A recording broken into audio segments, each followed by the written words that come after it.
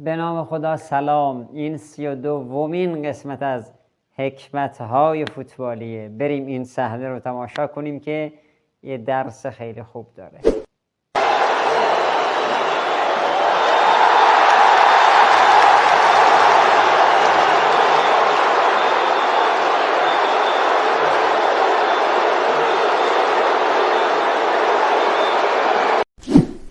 پیامبر جهانی خدا حضرت محمد صلی الله علیه و آله و سلم فرمودند وقتی به هم دیگه میرسید سلام کنید و به هم دست بدید، وقتی هم خواستید از هم جدا بشید برای هم آمرزش بخواید.